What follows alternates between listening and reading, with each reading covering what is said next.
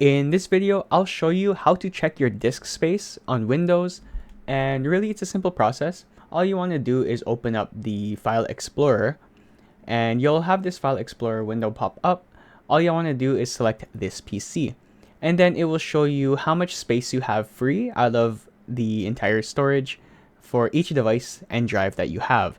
So in this case, I have one drive and it's used about or it has about 90 gigabytes free. So that is quite a simple way to figure out how much space you have. And if you want more details, you can right click it, select properties, and it'll tell you the disk space that's been used, the disk space that's free, and a lot of other options that you have. You also have the option to disk cleanup. If you have not enough space and you want to clear up some space, Windows will automatically look into that for you and do it for you.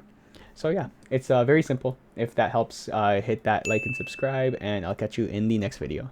Take care.